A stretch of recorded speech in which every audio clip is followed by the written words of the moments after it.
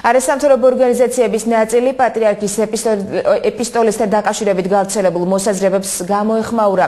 არასამთავრობო ორგანიზაციები მიიჩნევენ, რომ კამპანია, რომელიც ეკლესიისა და პატრიარქის წინააღმდეგ ვრცელდება, შეურაცხმყოფელია საქართველოს მოსახლეობისთვის. შესაბამისად, ორგანიზაციები მიმართავენ საქართველოს პრემიერ-მინისტრს მთავრობამ მოამზადოს კანონპროექტში შესატანი ცვლილებების პაკეტი, რომლის თანახმადაც რელიგიური სიწმინდეების, ღვთისმსახურების ან მორწმუნის მიმართ საჯარო სიძულვილის გამოხატვა გამოიწვევს პირის დაჯარიმებას.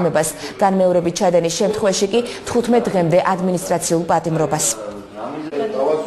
ათამდე არასამთავრობო ორგანიზაცია, აგრეთვე რელიგიის საკითხებში ექსპერტები მოუწოდებთ საქართველოს პრემიერ-მინისტრ ირაკლი ღარიბაშვილს გაითვალისწინოს საქართველოს მოსახლეობის უდიდესი ნაწილის პოზიცია, აგრეთვე სამოქალაქო სექტორისა და დაავალოს შესაბამის სამინისტროს მოამზადოს საკანონმდებლო ცვლილებების პაკეტი, რათა საქართველოს საკანონმდებლო პაკეტებში ასახული ეს ცვლილებები შემდგომ ასახული იქნეს კანონმდებლობაში, ის შედეგადაც დაჟადი იქნება ის კამპანია ნებისმიერი რელიგიების მიმართ და მორწმუნეების მიმართ, რომელიც ხორციელდება წლებია საქართველოში. კარგი იქნება თუ დარეგულირდება ფსევდოლიბერალების მიერ შემოგდებული შემდეგი შეხედულებები, რომ თუ თქვათ ვინმე მართლმადიდებლს მიაყენა შეურაცხყოფა, ეს არის სიტყვის თავისუფლება და გამოხატვის თავისუფლება და მართლმადიდებელმა რომ თქვას ვინმეზე თქვათ ცუდი რამ, ეს უკვე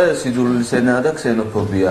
ესეთი საკითხები ძალზედ ფაქისი თემა გახლავთ, როგორც მოგეხსენებათ და შეიძლება გახდეს სერიოზული დაძაბულობების და კონფლიქტის საფუძველი და ამიტომ მიგვაჩნია, რომ ეს პრობლემა ძალიან მალე უნდა მოგვარდეს.